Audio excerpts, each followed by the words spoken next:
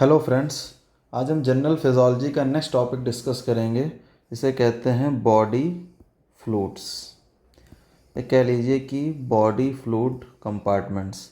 Body में fluid का distribution कैसे है, कहाँ कहाँ पे फ्लूइड प्रेजेंट है और किस किस परसेंटेज में प्रेजेंट है। सबसे पहले एक 70 kg एडल्ट मैन। ये वो आदमी है जो हर हाइपोथेटिकल सिचुएशन में रहता है, प्रैक्टिकली नहीं मिलता है, लेकिन 70 kg एडल्ट मैन एक एग्जाम्पल के तौर पे हम अपनी मेडिकल सिचुएशंस में हाइपोथेटिकली हमेशा इस सिचुएशन को लेते हैं। 70 kg adult man. 70 kg adult man में ये माना जाता है कि जो टोटल बॉडी वाटर है, टोटल बॉडी वाटर है, कितना है? टोटल बॉडी वाटर है 60% of body weight. 60% of body weight is total body water. तो इस पर्सन में टोटल बॉडी वाटर कितना हुआ? 70 kg इसका बॉडी वेट है। अब 60% इसका देखा जाए तो 70 into 60/100 is equal to 42 litre. ये क्या क्वांटिटी हुई? टोटल बॉडी फ्लूइड या टोटल बॉडी वाटर कह लीजिए। टोटल बॉडी वाटर कितना हुआ? 42 लीटर। तो पहली सिचुएशन क्या थी? 70 kg एडल्ट, मैंने एग्जाम्पल लिया, कुछ भी हो सकता है, 100 किलो का आदमी हो। 60% ऑफ बॉडी वेट जो है वो क्या है? टोटल बॉडी वाटर है। अब इस सिचुएशन में क्या हो, 70 किलो का आदमी था, 60% लिया तो 42 लीटर वाटर आ गया। अब आप एक डाउट यहाँ पे कर सकते हैं कि केजी में था सर, ये लीटर में कैसे? तो बॉडी वेट केजी में लिया, इसका 60% निकाला। अगर केजी में बात करें तो वाटर की डेंसिटी 1 होती है, या ये कह लीजिए 1 kg पर लीटर, तो 1 kg is equal to 1 litre. तो 42 लीटर कहें, 42 kg कहें, एक ही बात है। तो 42 लीटर टोटल बॉडी वाटर हो गया। अब ये किन किन कंपार्टमेंट्स में बटा है? 2 मेजर कंपार्टमेंट है। टोटल बॉडी वाटर 2 कंपार्टमेंट में बटा है। एक है ECF और एक है ICF। ECF का मतलब extra cellular fluid, extra cellular fluid, और ICF का मतलब इंट्रा सेलुलर फ्लूइड। अब एक बार फिर से क्लियर कर लें कि एक्स्ट्रा सेलुलर कंपार्टमेंट कौन सा है, इंट्रा सेलुलर कंपार्टमेंट कौन सा है। एक एग्जाम्पल के तौर पे देखते हैं। ये एक बॉडी की सेल है, कई सारी सेल्स हैं आसपास। कंपार्टमेंट्स क्लियरिटी के लिए हम लोग ये बात कर रहे हैं कि बहुत सारी सेल्स हैं। अब इन सेल्स के बीच में भी कुछ फ्लूइड भरा होगा, इन सेल्स के बीच में भी फ्लूइड होगा,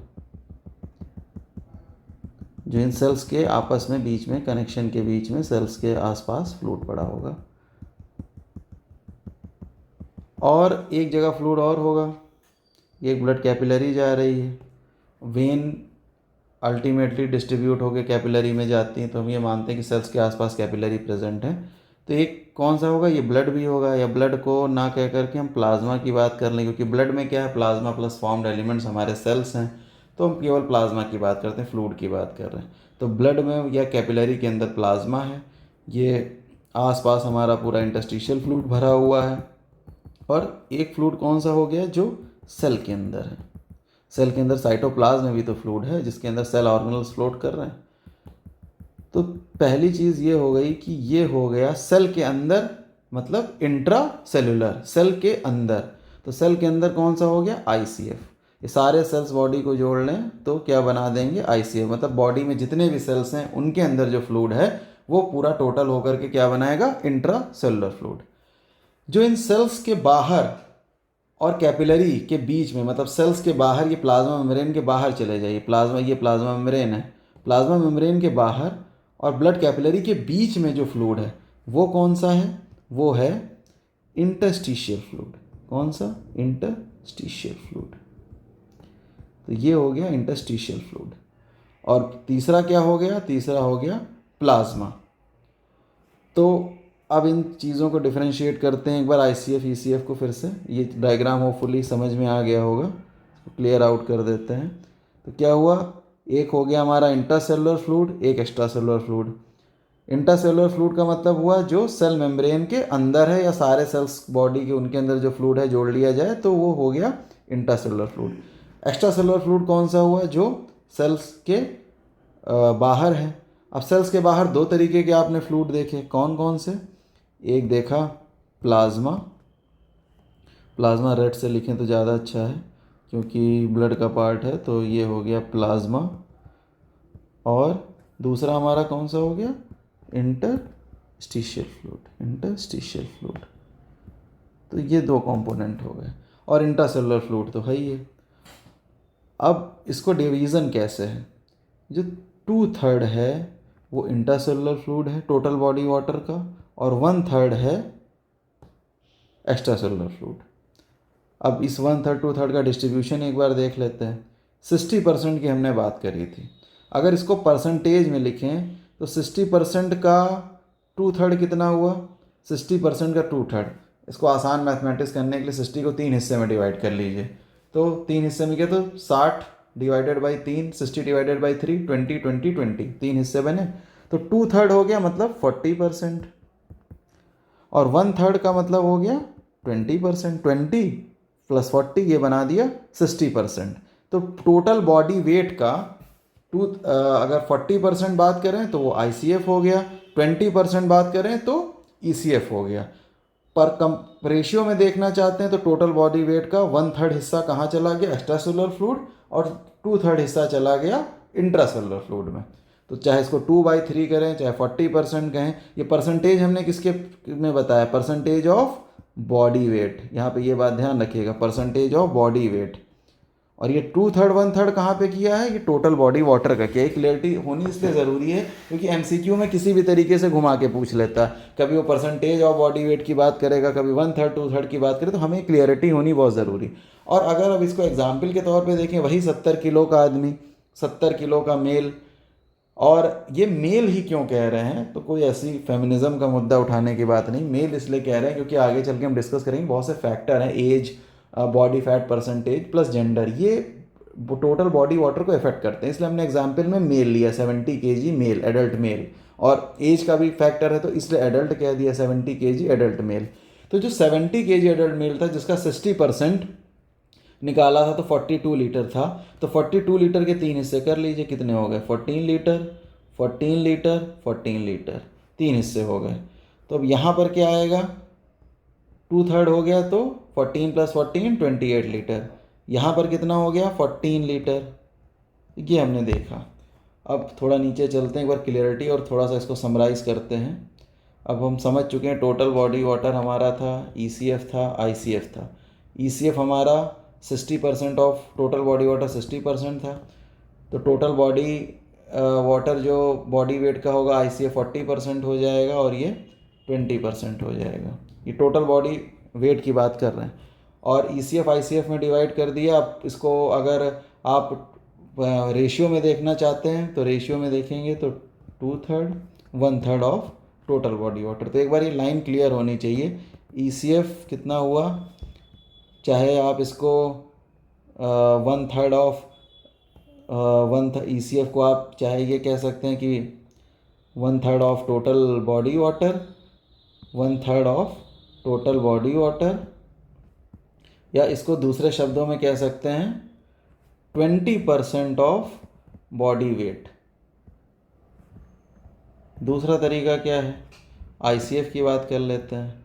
ICF में क्या कहेंगे, ICF में कहेंगे 2/3 ऑफ टोटल बॉडी वाटर। और ICF क्या है, ICF वो है जो सेल के अंदर साइटोप्लाज्म भरा हुआ, सेल के अंदर जो लिक्विड कंटेंट है वो वाटर, जो सेल के अंदर वाटर, अगर सारी पूरी बॉडी के सारे सेल्स का वाटर निकालें और उसका इकट्ठा करें तो वो कितना आएगा, 2/3 ऑफ टोटल बॉडी वाटर होगा।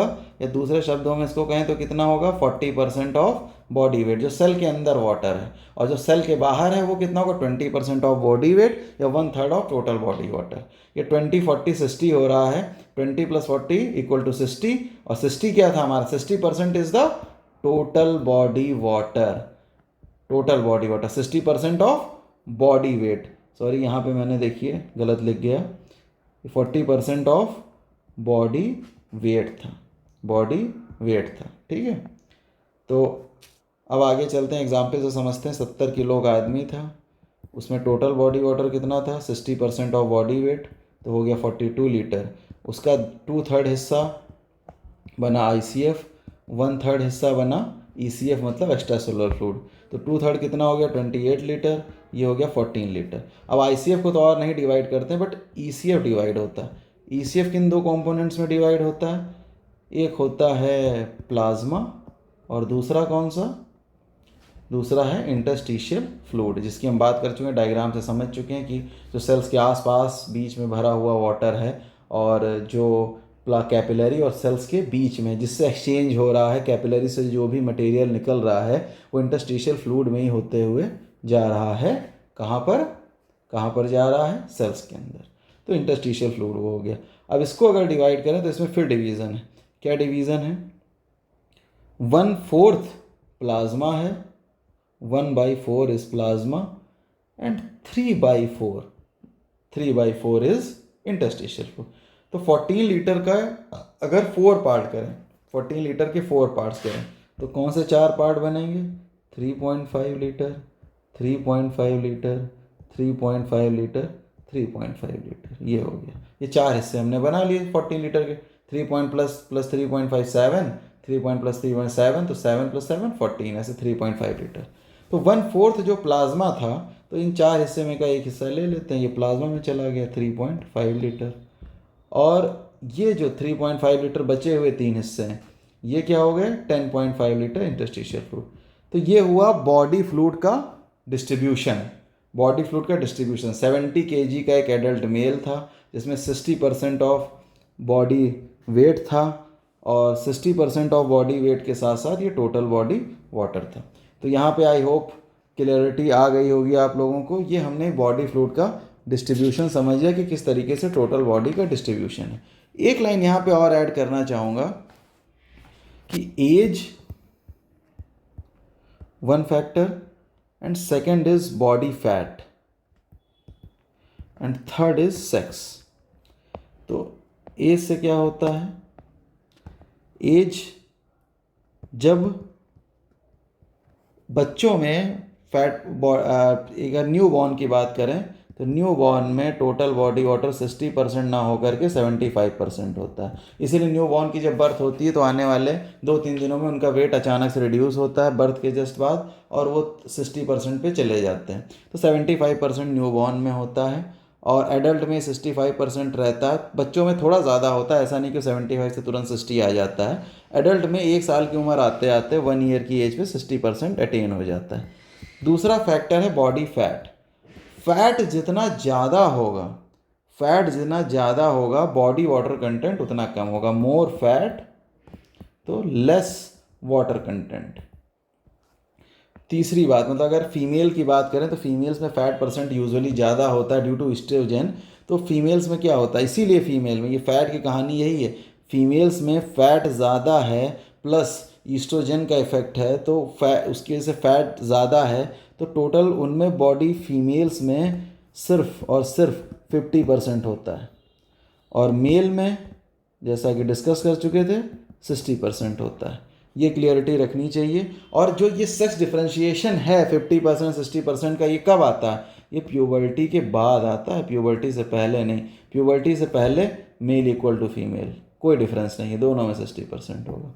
बट आफ्टर प्यूबर्टी 50% 60% का हो जाता है। So we will discuss about the distribution of body fat या body water in next classes, क्योंकि अभी हमें थोड़ा सा ये भी डिस्कस करना है कि इनको कैलकुलेट कैसे करते हैं। तो एक सेपरेट लेक्चर इस पे होगा, एक शॉर्ट वीडियो और होगा जिसपे हम ये समझेंगे कि total body water, extra cellular fluid, plasma volume, blood volume, interstitial fluid, intracellular fluid, इनको कैसे कैलकुलेट करते हैं। प्लस ट्रांससेलुलर फ्लूइड का भी एक कॉन्सेप्ट होता है।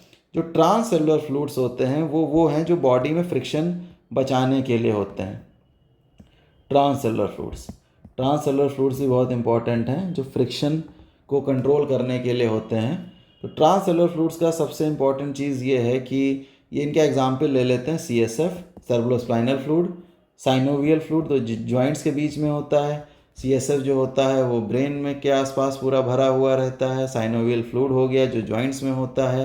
पेरिकार्डियल फ्लूइड मतलब पेरी चारों ओर, कार्डियल हार्ट के चारों तरफ जो फ्लूइड होता है। और उसके बाद एक जैसे एक्वस ह्यूमर हो गया, विट्रस ह्यूमर हो गया, इस तरीके के फ्लूइड्स हो गए एक्वस ह्यूमर। तो ये सारी चीज़ें जोड़ करके अराउंड इनका टोटल आता है 1 to 2 लीटर।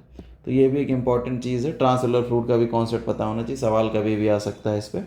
तो ये एक हो गई हमारी क्लियरिटी कि ट्रांससेलुलर फ्लूइड हो गया, टोटल बॉडी वाटर कैसे हो गया। अब जो ये बॉडी वॉल्यूम हमें कैलकुलेट करना है कितना होगा, डिफरेंट डिफरेंट जो वॉल्यूम्स हैं इनको हम लोग एक सेपरेटली डिस्कस करें कि कैसे कैलकुलेशन करते हैं, किन चीज़ों को यूज़ करते हैं कैलकुलेट करने के लिए, हमारे पास डिफरेंट इंडिकेटर्स कौन से हैं, और फिर उसके बाद इनको कैलकुलेशन के तरीके क्या होते हैं, किस तरीके से कुछ कैलकुलेटेड पैरामीटर्स हैं, कुछ डायरेक्ट निकलते हैं। तो वो सारी चीज़ें डिस्कस करेंगे नेक्स्ट लेक्चर में।